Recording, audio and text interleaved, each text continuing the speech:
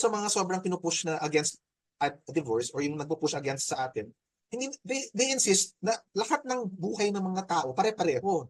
Na kanina yung isang comment, hindi naman siya masyadong radical. But ang sabi niya, alam mo Rafi, I don't want, ano naman siya Ma'am AJ, medyo Oh. trying to be non-offensive. Hindi sa ginajudge kita or mag-appear na hinuhusgahan ko yung ex mo.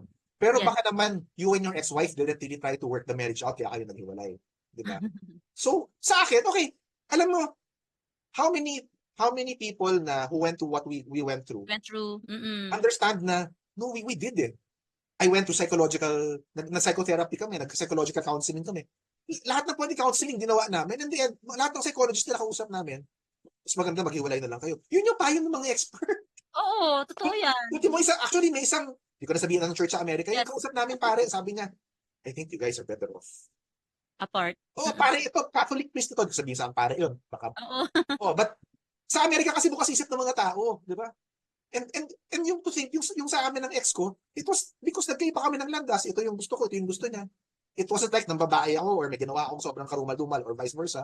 Kami yung classic na, wala, one day, suddenly, nag-fall apart na lang yung relationship namin and dumating sa point na parang wala na.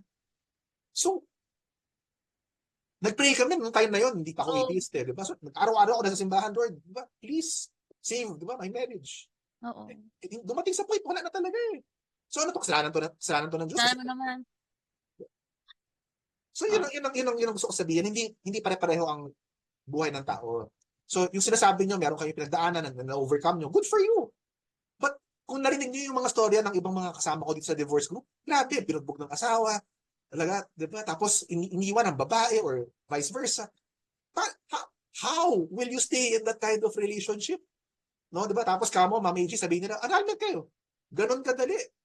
Yung mga Pero hindi lahat ng relihiyon ay may annulment. oh, yun din. Na naman eh. Oh, parang ganun kadali. Ang problema, hindi, alam nyo kasi hindi nila naiintindihan eh. Parang, o sige, annul na lang.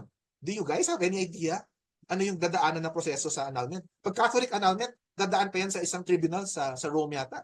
Can you imagine? So, what are we supposed to do? Yeah. Divorce is the only option, guys. No? Kaya, wag sana kayo masyadong sarado yung isip. You know? Ito yung time na makita nyo na hindi patas ang laban ng buhay, meron talagang nadihado. Di ba?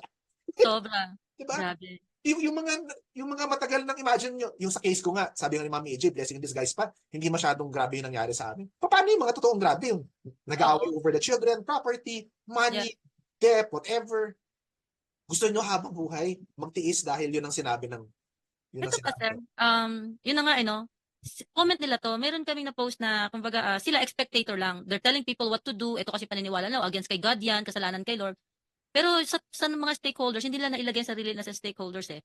At meron ako nakita na nung una, let's say 2016, 2017, sumusuport na ako sa divorce. At that time, hindi ko need yan. But later on, 2 years after the fact, na nag-usap kami ng ganon, ngayon kailangan niya na ang divorce. Sabi, sis, paano ba ako, pero sana, alam mo yung, paano ba daw siya magpapa-member? Wala na akong masabi. Sabi ko, so that time siguro kung nasuportahan mo ito, maybe additional numbers, we needed the numbers, no? But sana wag hintayin na kailangan mo pa. Ibig ko sabihin isipin mo para sa anak mo, sa kaibigan mo, nangangailangan, mga ganun ang lagi namin sinasabi. Kahit na sa pamilya mo, let them support you. Let them understand that their signature, their registering their support helps a lot. Them sharing your post, our post sa grupo, no? It helps a lot. So yung engagement na ito napaparating sa mga mambabatas to keep it alive, to keep it moving para hindi tayo stuck ulit. Ayoko na tayo ma-stuck ulit. Sir Rafi, sandali basahin natin to. Si Mamita from Cebu. You cannot change their minds. They are against and yan talaga pananaw nila. Taga Cebu yan eh. And andun nga, ang ano niya nga pala niya ay sino to? Si District 5 ba yan? Si Mamita? Si Congresswoman Daphne Lagun. And then si Ma'am Generosa, may napanood nga ako sa online mass. Sabi ni Father, pwede naman daw maghiwalay kung di na magkasundo. Ano yun? Bitter lang? Di ba pwede maghiwalay at maging masaya ulit? Hanggang hiwalayan lang. They should read Matthew 19 verse 7-9.